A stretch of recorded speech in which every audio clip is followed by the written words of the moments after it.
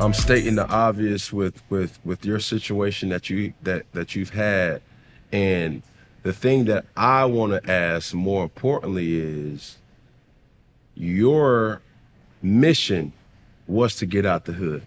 Mm-hmm. You know what I'm saying? Yeah. But you thought it to be one way.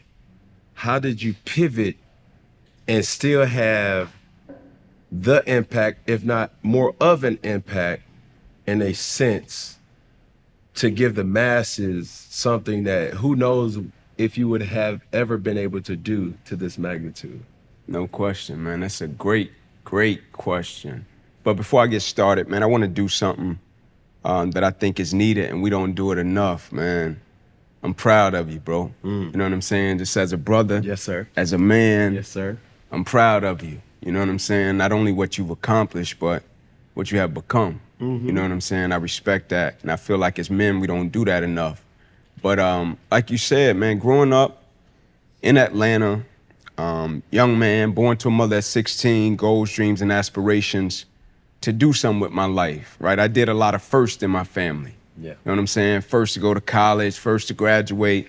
I did a lot of firsts, and so my future looked promising to a lot of people. The sports route, I felt as if it was the quickest route to help me help my family, right? Coming up the way I came up, 2-bedroom house, 14 people, Kirkwood, zone 6 to be exact.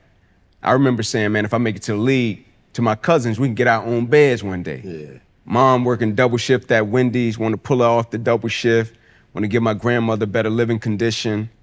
And I got really close. And I had an injury, September 9th, 2006, playing football at the University of Tennessee, starter at corner. And a lot of people look at that time period in my life, Cam, and they say his football career ended, right? But it changed my life in more ways than one, right? The physical appearance, a person can see my arm and see, naturally, it changed my life, right? Paralyzed my right arm and hand. You see the atrophy. You could physically see like his life got changed, right? But it's layered. It not only changed my life in the physical, it changed my life in terms of those I was connected to and just a man I was fortunate enough to become through the adversity and opposition, but also I'm still becoming, right? I always say to people, the great thing about adversity and opposition, when you live with it, like I live with it, you know what I'm saying? Like every single day I encounter something that I can't do that I used to be able to do at one time period or point in my life. And so when you live with it, it teaches you not only about yourself, it teaches you about other people. And so the fortunate part of it for me was when I didn't make it in terms of the football route, I had to go in search of my gifts, my talents, my abilities, and my purpose. I never knew I had what lied on the inside of me in terms of speaking. They put me in public speaking when I got to college. I dropped it on the second day. Didn't want anything to do with it, right? And so it was almost as if I bumped into it through service, right? I was just serving Habitat for Humanity. You know how it is, you play ball in college, they take you on the service projects. After I got injured, I just wanted to help people because people did that for me and my family. Cat paid for me to play ball when I was a kid. And so when I would show up, a cat would always say, hey man, what happened to your arm? And I'd be like, oh man, a football injury. Another cat would be like, no, what happened though? Yeah. You know, you always got that cat that's gonna press the issue, like, what happened? For real. Let's put a microscope. Yeah, like what happened, man? Like it looked different. What happened? And then I go in depth, and before we would leave, somebody would be like, man, you might need to speak.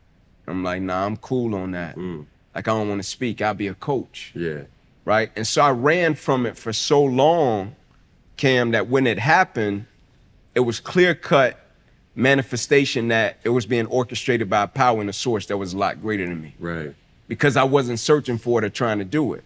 You running away from it. I was running from it. Yeah. I was trying to do everything but this, right? And it brought me to a space and place in my life to where it made me realize like, hey bro, you ain't got no control of this, right? As much as we think we can control life as people, we want to control different elements of our life, right? And the things that we do have control over, attitude, focus, energy, what I bring into an environment. But in terms of the totality and the macro of life, like we ain't got no control over that.